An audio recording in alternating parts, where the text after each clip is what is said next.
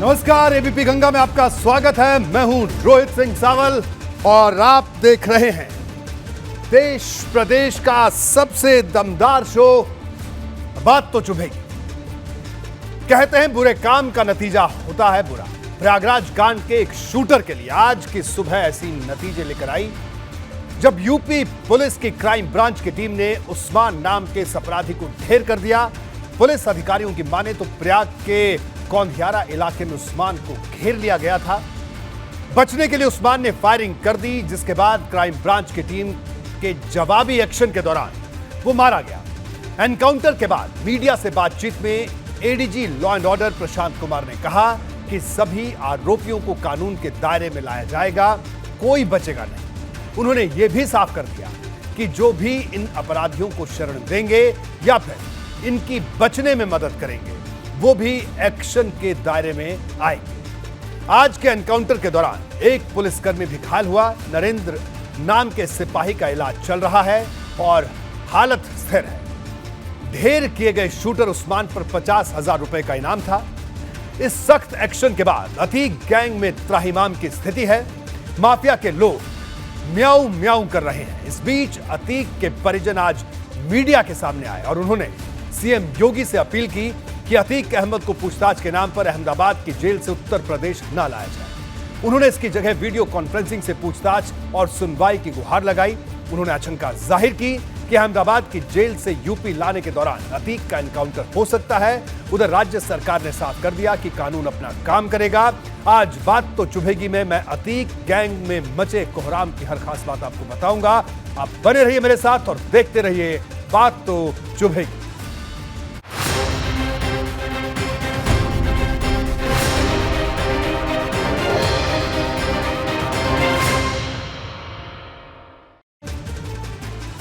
प्रयागराज में जिस शूटर को ढेर किया गया उसका चेहरा 24 फरवरी की वारदात के दौरान सीसीटीवी में कैद हुआ था। पुलिस का आरोप है कि बसपा के विधायक रहे राजूपाल की हत्या मामले के गवाह उमेश पाल पर पहली गोली उस्मान ने ही चलाई थी। उसके बाद एक गनर पर भी उस्मान ने फायरिंग की थी। हफ्ते भर के भीतर प्रयागराज कांड में तफ्तीश के दौरान हुआ ये दूसरा एनकाउंटर है।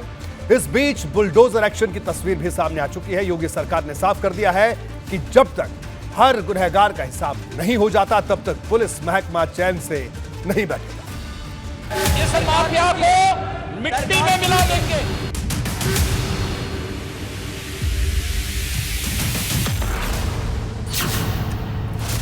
माफिया को मिट्टी में मिलाने का सीरियल एक्शन।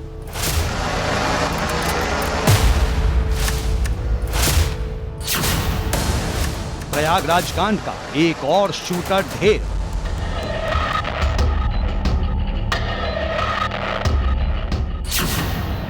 माफिया को मिट्टी में मिलाने का गुर्गे वाला ट्रेलर।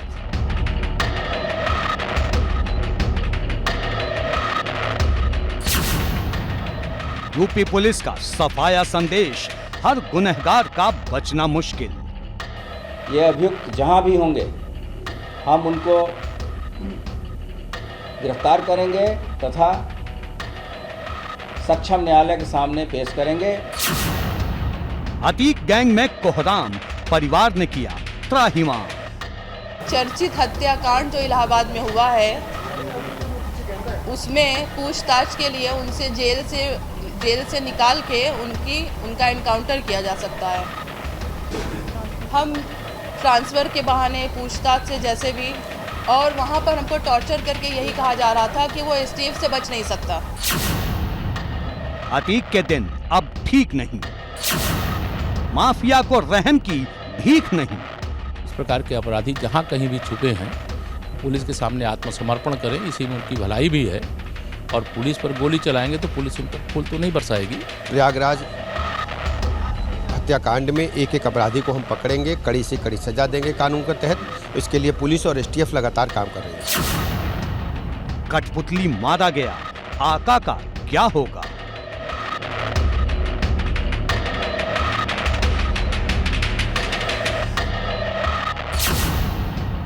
मिट्टी में मिलने का अगला नंबर किसका? बात तो चुभेगी। उमेश पाल हत्याकांड पर सीएम योगी ने विधानसभा में माफिया को मिट्टी में मिलाने की बात कही थी और अब प्रयागराज पुलिस उसी दिशा में आगे बढ़ रही है। पुलिस लगातार दबिश दे रही है और माना जा रहा है कि क्राइम ब्रांच की टीम के हाथ कई बड़े सुराग लग चुके हैं, जिसका असर जल्द सामने आने वाला है।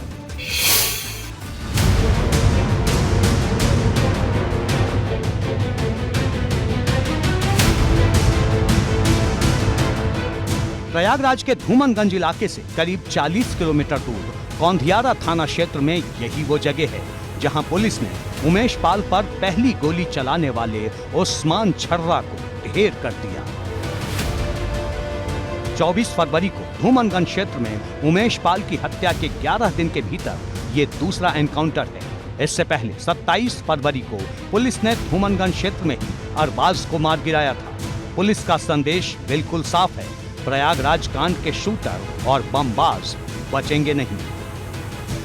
सबको बताया जा चुका था कि इसका कोई भी व्यक्ति जो इस हत्याकांड में शामिल है बचने नहीं पाएगा और सभी लोग कानून के दायरे में लाए जाएंगे।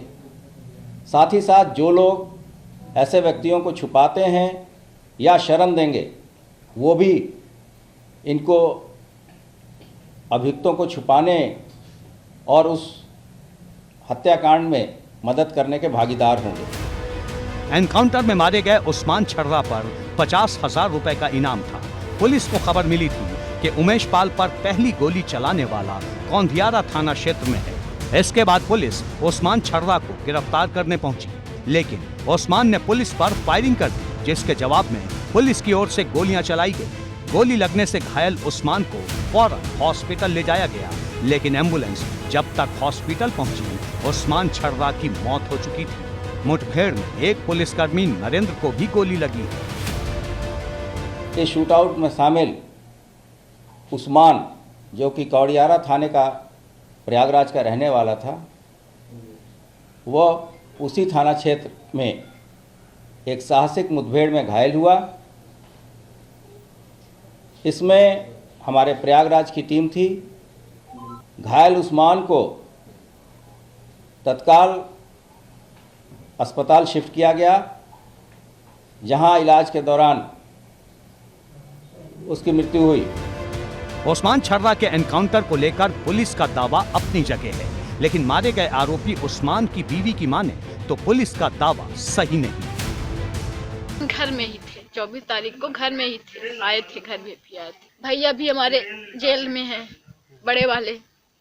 उनको क्या कहते हैं, मतलब कि उनका सतना केस गया है भैया का, तो उनके लिए वहाँ सतना गए थे। 26 तारीख को सतना गए थे, वहाँ से 2 तारीख को आए। अच्छा, क्या लगता है पुलिस झूठ बोल रही है जो इनकाउंटर किया है? हाँ, ये झूठ बोल रही है।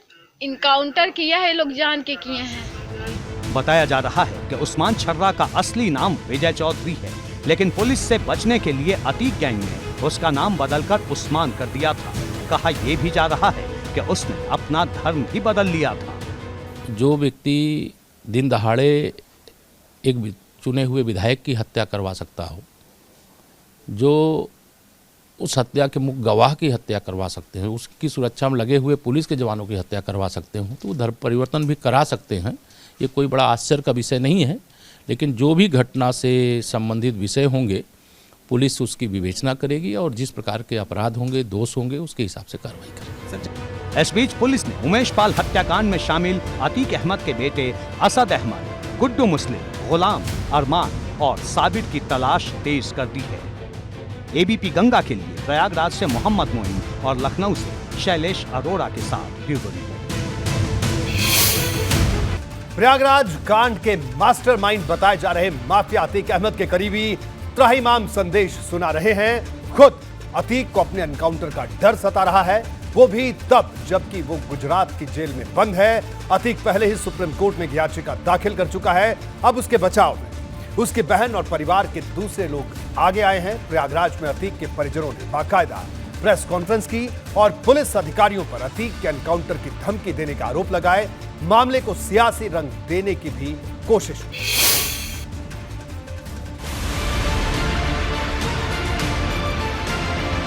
प्रयागराज शूटआउट कांड के एक और आरोपी की एनकाउंटर में मौत के बाद अतीक गैंग में ही हलचल तेज नहीं हुई, माफिया के परिवार में भी खौफ का आलम देखा जाने लगा।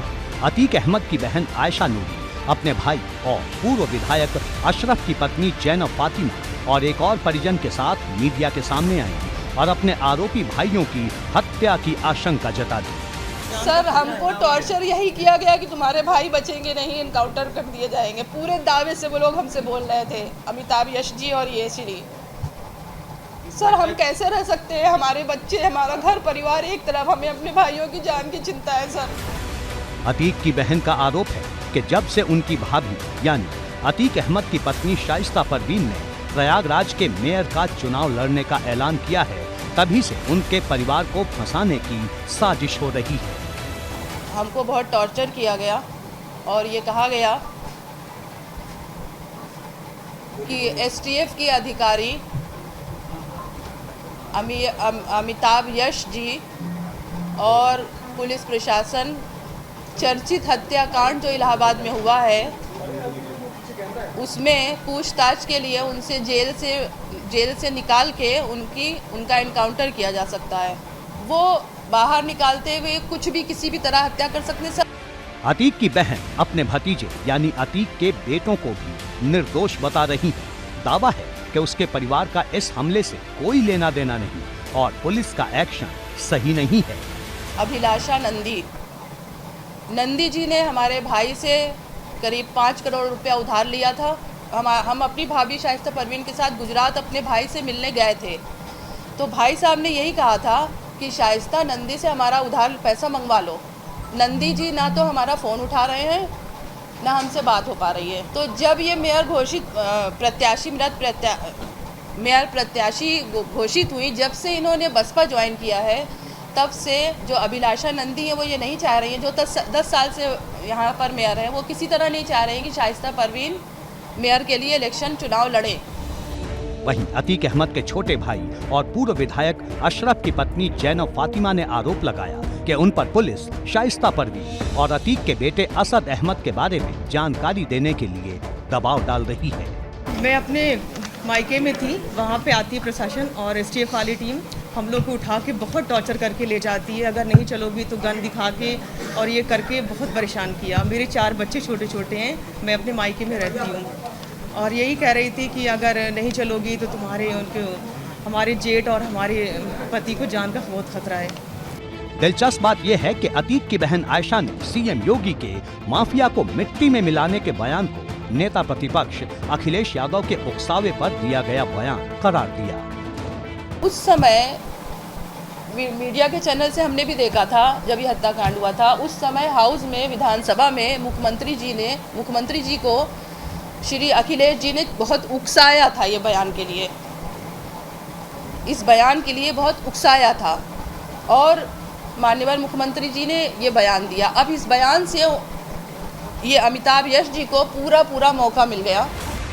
दरअसल इस वक्त अतीक अहमद के बेटे असद अहमद की पुलिस को बेहद सरगर्मी से तलाश है।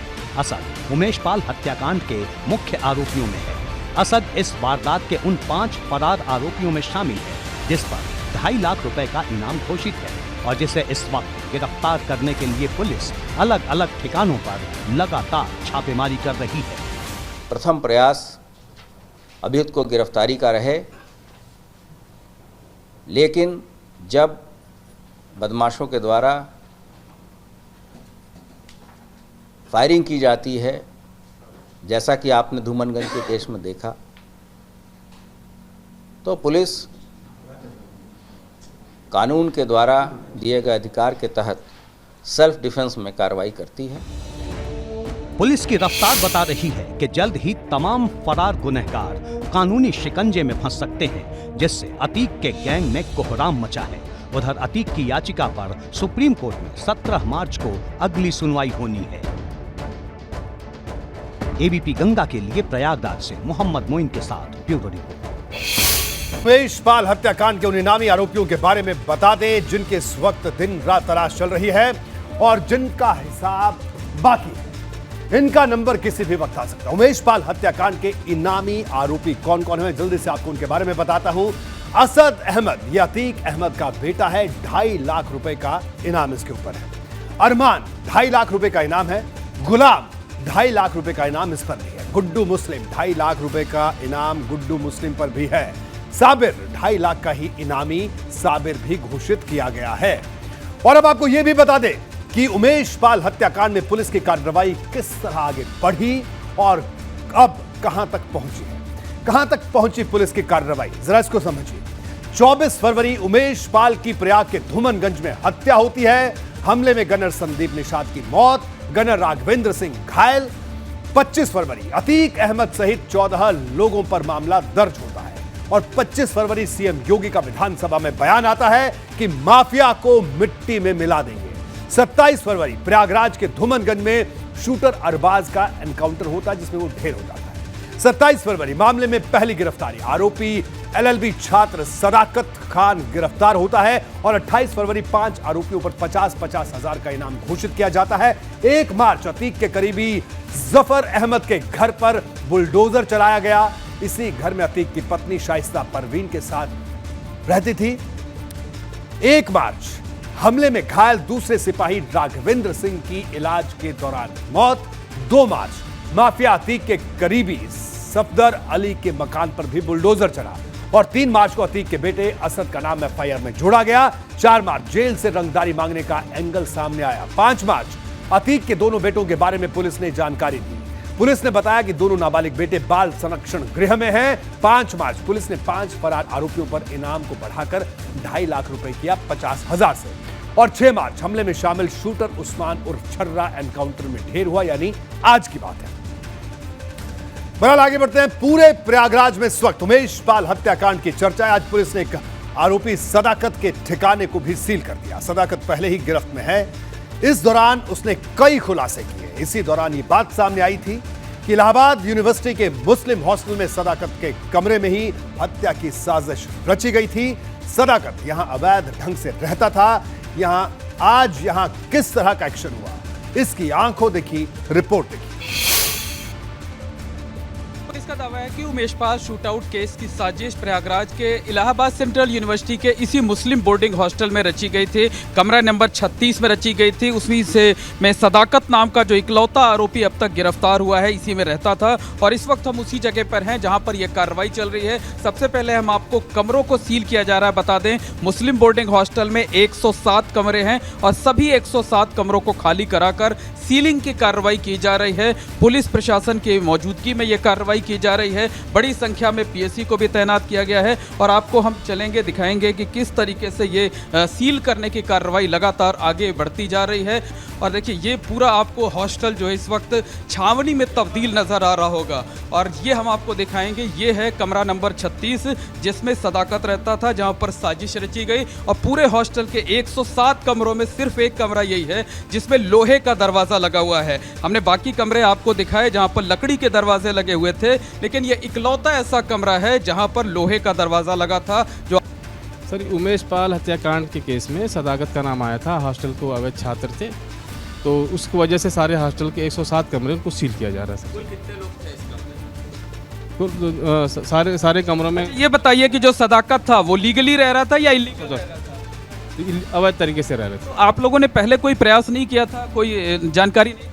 नहीं, जानकारी दिया था पहले उनको, इनके खिलाफ जो है उनके कमरों को सील किया गया था, दोबारा ताला तोड़ के रहा। जो कमरा नंबर 36 है, सदाकत का यही कमरा है। सदाकत इसी कमरे में रहता था और इसकी पहचान आप इस तरीके से कर सकते हैं कि हॉस्टल के 107 कमरों में सभी में लकड़ी के दरवाजे लगे हुए थे, लेकिन ये इकलौता ऐसा कमरा है जहां पर लोहे का दरवाजा लगा था। और ये देखिए, ये कमरा नंबर 36 सदाकत का कमरा और वो कमरा जिसमें उमेश पाल शूटआउट केस की साजिश रची गई और उस कमरे को सील किया जा रहा है और ये सीलिंग की कार्रवाई चल रही है। देखिए, 2 कर्मचारी यहाँ पर लगे हुए हैं और एक बार तस्वीर दिखाएंगे। देखिए यहाँ पर किस तरीके से जो कमरे के बाहर जो है वो पूरा का पूरा एरिया है वो छावनी में तब्दील है, यानी साजिश वाला कमरा इसको आप कह सकते हैं। और ये देखिए, ये मुहर सदाकत के कमरे पर लगाई गई है और अगर यूनिवर्सिटी प्रशासन ने पहले ही ये कार्रवाई कर दी होती तो शायद आज सीलिंग की नौबत ना आते। तो हालांकि अब जब हॉस्टल को खाली करा दिया गया है, पूरी तरह से सील किया जा रहा है, तो उसकी वजह से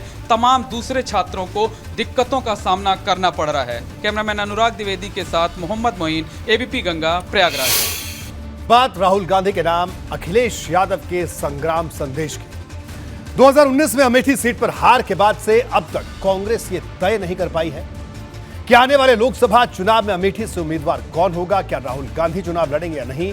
कांग्रेस के सुलझन को अखिलेश यादव के एक ट्वीट ने और बढ़ा दिया है। अखिलेश यादव ने ट्वीट के जरिए साफ संकेत दिया कि आने वाले चुनाव में अमेठी सीट पर समाजवादी पार्टी मजबूत दावेदार उतारेगी। मतलब अमेठी के रण क्षेत्र में राहुल गांधी को सपा का सहारा नहीं मिलने वाला है।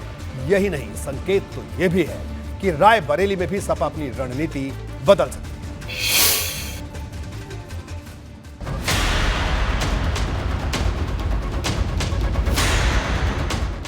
2024 के चुनावी पथ पर अमेठी के महामुकाबले में स्मृति ईरानी के सामने क्या एक बार फिर राहुल गांधी होंगे या राहुल गांधी की जगह कांग्रेस का कोई दूसरा चेहरा सियासी पिच पर बैटिंग के लिए उतरेगा। इन दो सवालों के बीच अखिलेश यादव के एक ट्वीट ने सियासत में हलचल बढ़ा दी है। ये ट्वीट राहुल गांधी और कांग्रेस को लेकर सख्त संदेश देने वाला है। इस ट्वीट के जरिए अखिलेश यादव ने संकेत दिया है कि आने वाले लोकसभा चुनाव में सपा अमेठी सीट पर भी अपना उम्मीदवार उतारेगी। पिछले कई चुनाव की तरह सपा अमेठी को कांग्रेस के लिए खाली नहीं छोड़ेगी। अखिलेश ने ट्वीट किया कि अमेठी में गरीब महिलाओं की दुर्दशा देखकर मन बहुत दुखी हुआ। यहाँ हमेशा वीआईपी जीते और हारे हैं, फिर भी यहाँ ऐसा हाल है तो बाकी प्रदेश का क्या कहना। अगली बार अमेठी बड़े लोगों को नहीं, बड़े दिल वालों को चुनेगा। सपा अमेठी की दरिद्रता को मिटाने का संकल्प उठाती है। यहाँ बड़े लोगों का मतलब एक तरफ कांग्रेस नेता राहुल गांधी और दूसरी तरफ भाजपा सांसद और मोदी सरकार में मंत्री स्मृति ईरानी को लेकर लगाया जा रहा है। वही बीजेपी की एमपी जो सिलेंडर लेकर के चलती थी, सिलेंडर वाली एमपी, आज बताओ सिलेंडर की कीमत क्या है। त्योहार आ गया, त्योहार पे इन्होंने वादा किया था कि सिलेंडर फ्री बांटेंगे। पिछली होली चली गई, ये होली भी जा रही है, अभी गरीब को सिलेंडर नहीं मिला। और जब त्योहार आया तो सिलेंडर की कीमत क्या हो गई। स्मृति ईरानी पर अखिलेश के हमले पुराने हैं। ऐसे में इस ट्वीट को राहुल गांधी के नाम अखिलेश का संग्राम संदेश माना जा रहा है। राहुल का नाम लेकर जब अखिलेश से सवाल किया गया तो उन्होंने 80 में से 80 सीटों पर लड़ने की बात कहकर अपनी बात और साफ कर दी। देखिए 24 में मैंने कहा समाजवादी पार्टी जो गठबंधन है उसके साथ चुनाव लड़ने जा रही है। राहुल गांधी के साथ गठबंधन रहेगा। देखिए जो हमारा गठबंधन है उसके साथ। रही बात राहुल गांधी के अमेठी से फिर से मैदान में उतरने की, तो ये चर्चा दिसंबर से ही तेज है, जब पार्टी के प्रांतीय अध्यक्ष अजय राय ने दो टूक कहा था कि कार्यकर्ता चाहते हैं कि राहुल गांधी अमेठी से फिर से चुनाव लड़े। 2024 में राहुल गांधी जी लड़ेंगे अमेठी लोकसभा से? निश्चित तौर से आप सब लोगों का स्नेह प्यार उनको मिला है। आप सब लोग लड़ाएंगे, जरूर लड़ेंगे, को भगाएंगे। और बताओ, इतना आप लोगों ने प्यार दिया उनको तो जरूर आएंगे, प्यार कैसे भूल जाएंगे। अब अगर राहुल गांधी अमेठी से मैदान में उतरते हैं और सपा उनके खिलाफ उम्मीदवार खड़ा करती है तो यूपी की राजनीति में एक बड़ा मोड़ आना तय है। इस बीच ये सवाल भी चर्चा में आ गया है कि क्या इस बार अखिलेश यादव रायबरेली सीट पर भी उम्मीदवार उतारेंगे और कांग्रेस और भाजपा से समान दूरी रखकर सीधा मुकाबला करेंगे। एबीपी गंगा के लिए ब्यूरो रिपोर्ट। सपा सरकार में मंत्री रहे गायत्री प्रजापति के नाम पर सियासत गर्मा गई है। कल एक पारिवारिक समारोह में अखिलेश यादव की उनसे मुलाकात हुई थी। इसके बाद अखिलेश यादव ने बड़ा बयान दिया था। दरअसल सपा अध्यक्ष ने गायत्री प्रजापति पर कानूनी कार्रवाई को लेकर लंबे समय बाद अपनी चुप्पी तोड़ी थी। उन्होंने कहा था कि गायत्री के साथ नाइंसाफी हुई है। अखिलेश यादव ने भाजपा सरकार पर प्रजापति और उनके परिवार को फंसाने का आरोप लगाया तो भाजपा भड़क गई। दरअसल पूर्व मंत्री को यौन शोषण के केस में आजीवन कारावास की सजा हुई है।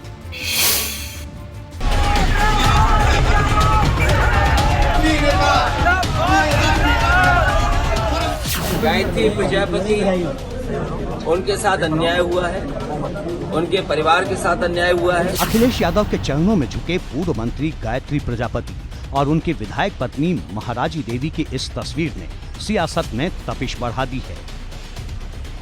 तस्वीर अमेठी की है, जहां अखिलेश यादव रविवार को गायत्री प्रजापति के घर हो रही शादी में शरीक होने पहुंचे थे। यहाँ अखिलेश ने दो टूक कहा था कि गायत्री प्रजापति के साथ अन्याय हुआ है। गायत्री प्रजापति, उनके साथ अन्याय हुआ है, उनके परिवार के साथ अन्याय हुआ है और हमें उम्मीद है कि न्यायालय उनकी मदद करेगा, न्यायालय से उन्हें न्याय मिलेगा।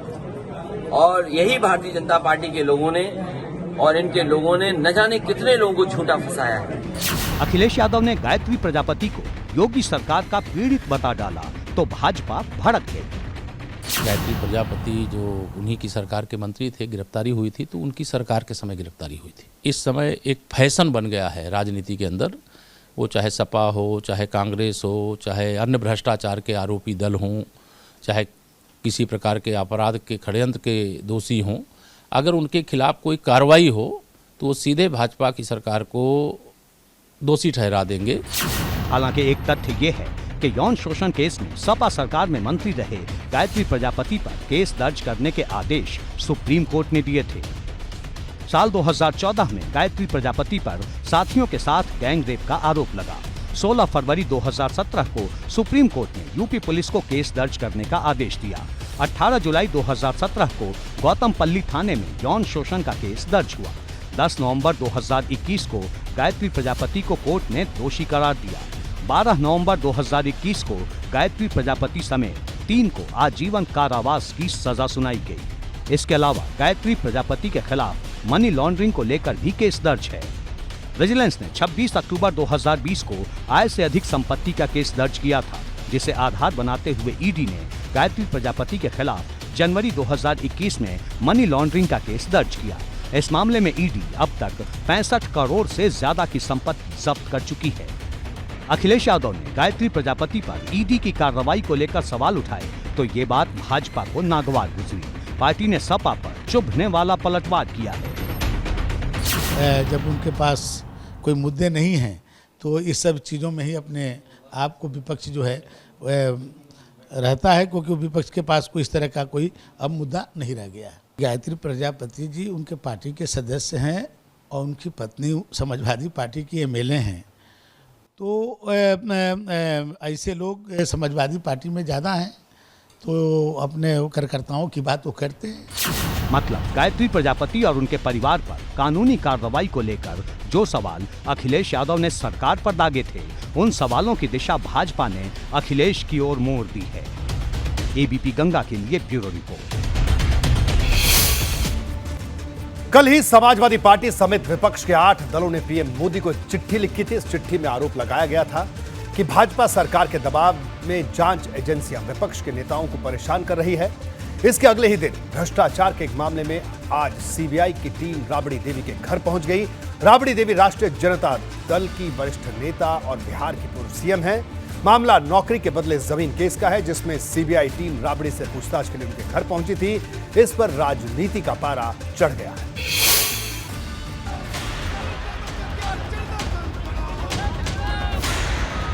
भाजपा में अगर आप लड़िएगा, भाजपा को आईना दिखाओगे, भाजपा से सवाल करोगे, तो इस तरह का काम तो होता ही रहता, कोई नई बात तो है।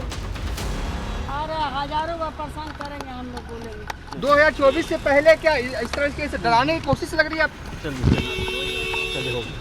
नौकरी के बदले जमीन केस में सीबीआई की टीम बिहार की पूर्व मुख्यमंत्री राबड़ी देवी के बंगले पर पहुंची तो बिहार विधानसभा से लेकर सड़क तक सियासत ने रफ्तार पकड़ ली। सीबीआई की टीम जैसे ही राबड़ी देवी के पटना के बंगले में दाखिल हुई, आरजेडी कार्यकर्ताओं ने सड़क पर प्रदर्शन शुरू कर दिया। इस बीच बंगले के अंदर सीबीआई की टीम पूर्व मुख्यमंत्री राबड़ी देवी से पूछताछ करती रही। सीबीआई की टीम करीब 4 घंटे तक यहां रही, जिसके बाद राबड़ी देवी विधान परिषद की कार्यवाही में शामिल होने के लिए बाहर निकली तो उनके निशाने पर भाजपा सरकार थी। उधर तेजस्वी यादव ने सीबीआई की पूछताछ को विपक्ष की ओर से पीएम मोदी को लिखे गए पत्र से जोड़ दिया। उस दिन ये नई सरकार बनी है, उस दिन से हम कह रहे हैं कि हर महीने तो होता ही ना भाई, तो इसमें कोई फर्क पड़ रहा है किसी को? ये तो बिहार की जनता देख ही रही है कि क्या हो रहा है। अब हम लोगों ने चिट्ठी लिखी है तो असर क्या होगा नहीं होगा तो वही बता पाएंगे, लेकिन सभी लोगों ने मिलकर के लिखा है और ये प्रधानमंत्री जी को तो वो तो वही बताएंगे कि भाई इसका जवाब देना है नहीं देना। दरअसल तेजस्वी यादव का सवाल राबड़ी देवी से पूछताछ की टाइमिंग पर है, क्योंकि रविवार को ही सपा अध्यक्ष अखिलेश यादव समेत 9 नेताओं की ओर से पीएम मोदी को चिट्ठी लिखी गई थी। इन 9 नेताओं में एक नाम तेजस्वी यादव का भी है। पत्र में साफ लफ्जों में कहा गया है कि भाजपा सरकार के दबाव में जांच एजेंसियां विपक्ष के नेताओं को निशाना बना रही हैं। यही नहीं, अखिलेश यादव ने विपक्ष के नेताओं पर हो रही कार्रवाई को लेकर भाजपा सरकार पर सवाल भी उठाया था। यही भारतीय जनता पार्टी के लोगों ने और इनके लोगों ने न जाने कितने लोगों को झूठा फंसाया है। आपका रमाकांत यादव, उन पे झूठे मुकदमे लगाए कि कितने वर्षों बाद दीपक समाजवादी पार्टी के, मोहम्मद आजम खान साहब, उनका परिवार, ऐसे बहुत सारे लोग हैं जिनके खिलाफ भारतीय जनता पार्टी लगातार और उनके नेता रणनीति बना करके, साजिश करके, षड्यंत्र करा करके उन्हें फंसा रहे हैं। मतलब सीधा और साफ है कि विपक्ष के नेताओं पर हो रही कानूनी कार्रवाई को आधार बनाकर अखिलेश यादव की कोशिश कांग्रेस से इतर विपक्ष के दलों को साथ लाने की है। और शायद यही वजह है कि पीएम मोदी को 8 दलों के 9 नेताओं की ओर से लिखे गए पत्र में कांग्रेस का नाम भले ही न रहा हो, राबड़ी देवी से सीबीआई की पूछताछ पर कांग्रेस भी मुखर है। पहले कांग्रेस की राष्ट्रीय महासचिव प्रियंका गांधी वाड्रा ने ट्वीट के जरिए सवाल उठाए। लिखा, जो विपक्षी नेता भाजपा के सामने झुकने को तैयार नहीं, उन्हें ईडी और सीबीआई के जरिए प्रताड़ित किया जा रहा है। आज राबड़ी देवी जी को परेशान किया जा रहा है। लालू प्रसाद और उनके परिवार को वर्षों से प्रताड़ित किया जा रहा है, क्योंकि वे झुके नहीं। भाजपा विपक्ष की आवाज दबाना चाहती है। प्रियंका गांधी के इस ट्वीट के बाद कांग्रेस ने प्रेस कॉन्फ्रेंस कर भाजपा सरकार को निशाने पर लिया। अगर आज राबड़ी देवी के यहाँ सीबीआई रेड कर रही है, हम उसकी भर्त्सना करते हैं, और इसलिए करते हैं क्योंकि ये कोई संयोग नहीं है कि 4 गुना ईडी के केसेस बढ़ गए 2014 के बाद, और 95% केसेस आपके सारे के सारे विपक्ष के खिलाफ है। आपकी ईडी, आपकी सीबीआई, आपका income tax department, department of revenue intelligence जो ऑलरेडी प्रोब कर रहा है, वो अडानी के घर नहीं पहुंचता है। एजेंसीज का दुरुपयोग ऑपोजिशन के खिलाफ किया जाता है। इस बीच विधानसभा में सीएम नीतीश कुमार से तेजस्वी यादव ने मुलाकात की। बताया जा रहा है कि आरजेडी नेता और राज्य के डिप्टी सीएम ने नीतीश को पूरे मामले की हर जानकारी दी। इस बीच पूरे मामले पर नीतीश को लेकर एक बार फिर चर्चा का बाजार गर्म है। गौर करने वाली बात ये भी है कि मोदी सरकार पर 8 विपक्षी नेताओं ने चिट्ठी लिखकर जांच एजेंसियों का डर दिखाकर परेशान करने का जो आरोप लगाया, उस चिट्ठी में नीतीश कुमार के दस्तखत नहीं। एबीपी गंगा के लिए ब्यूरो रिपोर्ट। लोकसभा चुनाव की आहट के बीच यूपी में किसानों का मुद्दा बड़ा हो चला है। एक तरफ सीएम योगी का दावा है कि उनकी सरकार में यूपी के किसानों को सबसे ज्यादा फायदा मिला, तो सपा ने आलू किसानों की अनदेखी का आरोप लगा डाला है। पार्टी नेता शिवपाल यादव ने आलू की कम कीमत और कोल्ड स्टोरेज के बाहर लगी लंबी लाइनों को लेकर सरकार पर निशाना साधा है। शिवपाल ने सवाल किया कि आलू किसान कब तक बेहाल रहेगा।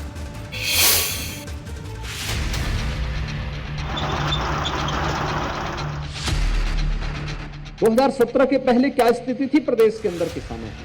पानी नहीं मिल पाता था, बिजली नहीं मिलती थी, किसानों को देखिए उसकी लागत की कीमत भी नहीं दे पा रही। इन्होंने किसान को बर्बाद कर दिया। आज किसान पूछ रहा है कि आय दोगुनी कब होगी। देखिए, किसानों के यदि अच्छे दिन नहीं आए होते तो 14, 17, 19, 22 लगातार भारतीय जनता पार्टी नहीं जीती। राजनीति के हर मंच पर, हर नेता की जुबान पर किसानों का नाम है। संकेत साफ है कि आने वाले लोकसभा चुनाव की बिसात किसानों के इर्द गिर्द ही बिछेगी। गन्ना से लेकर आलू किसानों तक के मुद्दे पर राजनीति गर्म है। इस साल आलू की पैदावार अच्छी हुई है। नतीजा, बाजारों में आलू की कीमत गिर गई है। कोल्ड स्टोरेज के सामने आलू से लदे ट्रैक्टर ट्रॉलियों की लाइन लगी है, जिस पर शिवपाल यादव ने ट्वीट कर आलू की कीमतों का मुद्दा उठाया है और सरकार से आलू खरीदने की मांग की है। शिवपाल यादव ने ट्वीट में लिखा, आलू खरीद लो सरकार, अन्नदाता कब तक रहेगा कतार में। अच्छे दिन के इंतजार में आलू किसान कब तक रहेगा बेहाल। शिवपाल यादव का ये ट्वीट तब आया है जब योगी सरकार किसानों की आय दोगुनी करने का दावा कर रही है और बता रही है कि 2017 से पहले किसानों की स्थिति ठीक नहीं थी, लेकिन भाजपा सरकार में किसानों की स्थिति सुधरी है। लखनऊ में गन्ना किसानों से जुड़े एक कार्यक्रम में सीएम योगी ने दावा किया कि बीते 6 सालों में किसानों की स्थिति बेहतर हुई है। 2017 के पहले क्या स्थिति थी प्रदेश के अंदर किसानों की? पानी नहीं मिल पाता था, बिजली नहीं मिलती थी, दशकों से लंबी सिंचाई की परियोजनाएं जहां की तहां पड़ी हुई थी। लगभग 22 लाख हेक्टेयर भूमि को अतिरिक्त सिंचाई की सुविधा हम लोगों ने प्रदेश के अंदर उपलब्ध कराई। और सिंचाई बुनियादी सुविधा है, खेती घाटे का सौदा मानी जाती। लव जिहाद के मुद्दे पर बरेली के दरगाह आला हजरत के फतवे पर सियासत में भी खलबली मच गई है। फतवे में कहा गया है कि पहचान छिपाकर हिंदू लड़कियों को प्रेम जाल में फंसाना इस्लाम में हराम है। मुस्लिम युवकों को हिदायत देते हुए इस फतवे में कड़ा पहनने, कलावा बांधने और माथे पर टीका लगाने को भी नाजायज बताया गया है। अब विश्व हिंदू परिषद ने इसे फतवे के नाम पर ढोंग करार दिया तो समाजवादी पार्टी के सांसद एसटी हसन ने इसका स्वागत किया।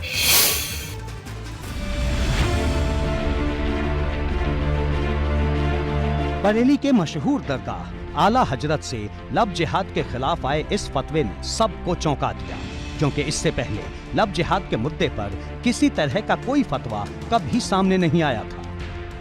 दरगाह आला हजरत से संचालित दारुल इफ्ता की तरफ से ये फतवा बहराइच के रहने वाले डॉक्टर नदीम के सवाल के जवाब में आया है। पूरे भारत में कुछ ऐसा माहौल है कि मुस्लिम लड़के अपनी पहचान छुपा करके गैर मुस्लिम लड़कियों को से संबंध बनाने के लिए, उनसे ताल्लुकात इस्तवार करने के लिए सोशल मीडिया पर अपनी पहचान छुपाते हैं। तो इस सिलसिले में बहराइच के डॉक्टर नदीम कादरी ने एक सवाल पूछा है। उस सवाल के जवाब में फतवा जारी किया गया कि ऐसी पहचान छुपाना जायज़ नहीं है, क्योंकि इस्लाम एक दीन फितरत है और दीन फितरत ने अपने अनुयायियों के लिए एक पहचान बताई है। देवबंद के उलेमाओं ने भी बरेली के दरगाह आला हजरत से लव जिहाद के खिलाफ आए फतवे को सही करार दिया। बरेली से एक फतवा जारी हुआ है और उसमें मुस्लिम लड़के जो अपनी आइडेंटिटी छुपाकर और गैर मुस्लिम नाम बताकर हिंदू धर्म की लड़कियों से शादी करते हैं, तो ये सही नहीं है, दुरुस्त नहीं है। मैं भी इस फतवे की तायद करता हूँ, समर्थन करता हूँ। किसी भी मज़हब के कोई भी लोग हों, चाहे वो मुस्लिम समाज के हों या हिंदू समाज के हों या किसी भी मज़हब के लड़के हों, वो अपनी आइडेंटिटी बदलकर, पहचान बदलकर किसी भी दूसरे धर्म की लड़कियों से शादी करते हैं, तो मज़हब इस्लाम भी इस चीज़ की इजाज़त नहीं देता। लव जिहाद पर आए इस फतवे को विश्व हिंदू परिषद ने ढोंग करार दिया है। वीएचपी का आरोप है कि ये सब झूठा और दिखावा है। मुझे लगता है ये सब अय्याश है, ये सब बोलने के लिए है, करने के लिए सब कुछ नहीं है। ये कहते कुछ और हैं, करते कुछ और हैं। इनको फतवा जारी करना चाहिए। इनके यहाँ तो फतवा का एक बड़ा अस्त्र है। ये फतवा नहीं जारी करेंगे, अपील करेंगे। इसी प्रकार से हिंदुओं में अगर कोई कुछ कह देता है तो वहाँ अपील क्यों नहीं करते, वहाँ फतवा जारी करते हैं। तो फतवा जारी करें ना कि ऐसा जो करेगा तो उसको सड़क पर दंड दिया जाएगा। उधर समाजवादी पार्टी भी इस मुद्दे पर दरगाह आला हजरत के साथ खड़ी नजर आ रही है। पार्टी के सांसद एसटी हसन ने फतवे का समर्थन करते हुए कहा कि इस्लाम में किसी को धोखा देना मना है। देखिए, इस्लाम के अंदर किसी भी तरह का किसी को धोखा देना हराम है, गुनाह का काम है। अगर आप अपनी पहचान छुपाकर किसी लड़की से शादी कर रहे हैं, गलत है। अगर शादी करनी है, क्योंकि बहुत एक एज ऐसी होती है इंसान की टीन एज के बाद कि आपने देखा होगा कि इश्क, मोहब्बत, ये सब चक्कर चलते हैं। अगर आपको किसी से निकाह करना ही है, शादी करनी, तो बता के करें कि मैं मुसलमान हूँ। बाकी उसकी मर्ज़ी हो, करे या ना करे। तो किसी भी तरह का धोखा देना जायज़ नहीं है और मैं समझता हूँ ये फतवा बिल्कुल सही है। अपनी पहचान छुपाकर धोखा ना दिया जाए। साफ है कि लव जिहाद पर आया ये फतवा इस मुद्दे पर होने वाली बहस को नया मोड़ देगा। एबीपी गंगा के लिए ब्यूरो रिपोर्ट। होली की रंग बिरंगी छटा अभी से प्रदेश के हर हिस्से में दिखने लगी है।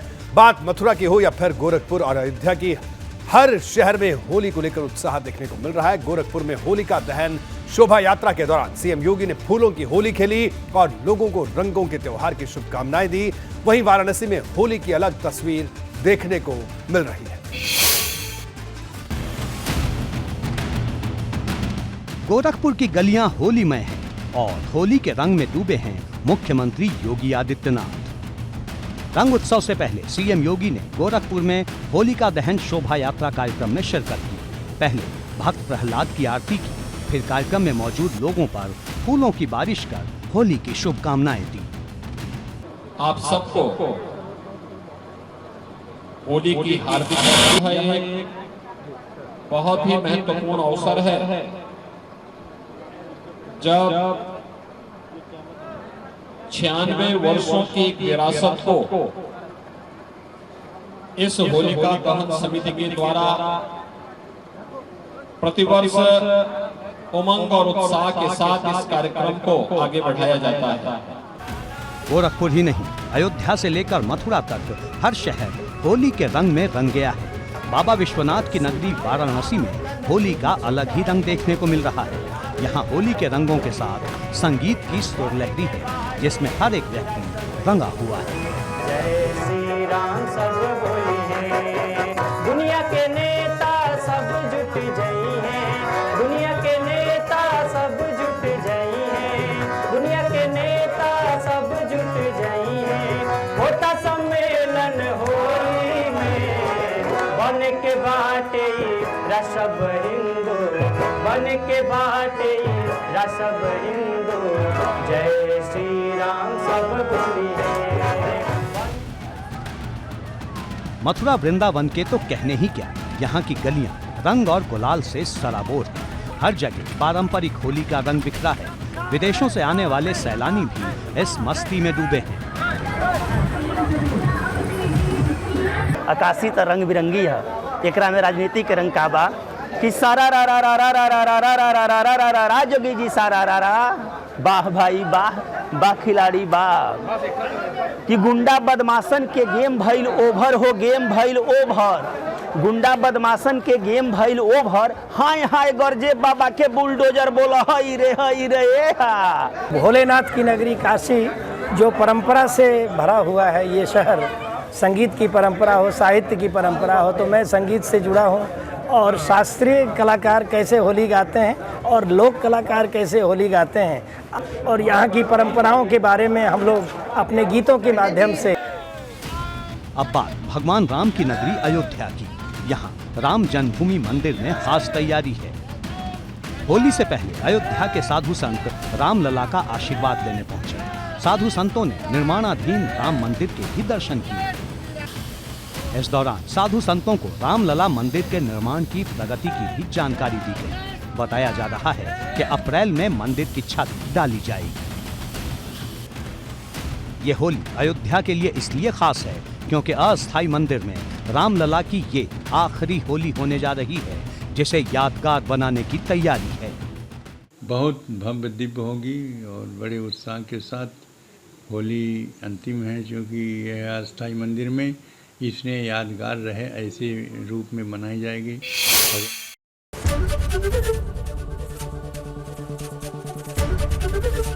एबीपी गंगा, खबर आपकी, जुबान आपकी।